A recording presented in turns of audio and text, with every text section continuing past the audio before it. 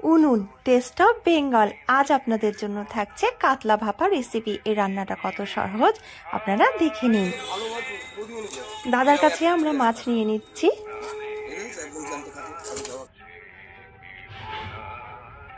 একটা ফ্রেশ কাতলা মাছ নিয়ে নেওয়ার পর মাছগুলো আমরা ধুয়ে তাতে লবণ মাখিয়ে দিচ্ছি।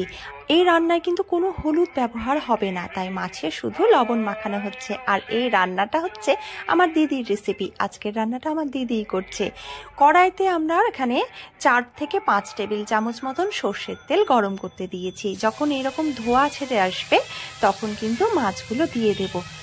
ভাপা মাছের জন্য কাঁচাই দিতে পারতাম, কিন্তু ইলিশের যে গন্ধটা ভালো লাগে কাতলার সেই গন্ধটা কিন্তু আষ্টে মনে হতে পারে, তাই আমরা মাছটা সামান্য ভেজে নিচ্ছি, খুব কিন্তু ভাজবো না।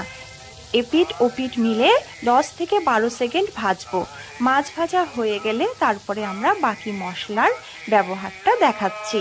উনুন টেস্ট অফ বেঙ্গল আপনাদের কাছে সব সময় সহজলভ্য পদ্ধতিতে সহজ রান্না দেখানোর চেষ্টা করে, তাই আপনাদের যদি ভালো লেগে থাকে তাহলে ইউটিউবে কিন্তু সাবস্ক্রাইব করে বেল আইকনে গিয়ে অল নোটিফিকেশনটা অন করতে একদম ভুলবেন না। আর ফেসবুক ইনস্টাগ্রামেও উনুন টেস্ট অফ বেঙ্গল পেজটাকে লাইক ফলো করে পাশে থাকবেন। মাছটা কতটা কম ভেজেছি আপনারা দেখতেই পাচ্ছেন। এখানে 5 পিস মাছ রান্না হবে, এর জন্য আমি এখানে মশলার পেস্টটা দিয়ে দিলাম। এখানে 3 চামচ সর্ষে আর 3 চামচ পোস্ত, গোটা পোস্ত আর গোটা সর্ষের পেস্ট করে নিয়েছি। তারপরে তার মধ্যে কয়েকটা চিড়ে রাখা কাঁচা লঙ্কা দিয়ে দিচ্ছি। আর হ্যাঁ, ওই পেস্টের মধ্যে কিন্তু 4-5টা মতন কাঁচা লঙ্কাও ছিল। এরপরে দিয়ে দিচ্ছি ভেজে রাখা মাছগুলো আর দিয়ে দিলাম সামান্য জল যাতে ঝোলটা ফুটতে পারে। দিয়ে দিচ্ছি লবণ। আগেই বলেছি হলুদের ব্যবহার এই রান্নায় হবে না। এইবার একটা বিশেষ পদ্ধতি বলে দিই, উপর থেকে আরও 2 টেবিল চামচ সর্ষের তেল ছড়িয়ে দেওয়া হলো। তারপরে ঢাকা দিয়ে দিচ্ছি। প্রায় 20 মিনিট কিন্তু ঢাকা থাকবে। 10 মিনিট পর আমরা একবার ঢাকনাটা সরাবো এবং মাছগুলো এভাবে উল্টে পাল্টে দেবো।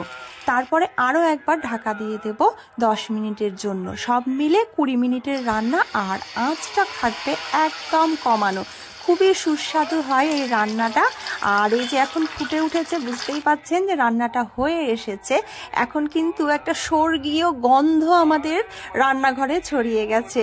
আর এই রান্নাটা আমার দিদি খুবই ভালো করে, আমার খুব পছন্দের রান্না। আপনারা একদিন করে দেখবেন, আশা করি আপনাদেরও খুব ভালো লাগবে। তাহলে হয়ে গেছে রেডি আমাদের গরম গরম কাতলা ভাপা। এবার কিন্তু পরিবেশনের পালা। আর এর স্বাদ যেন অমৃত।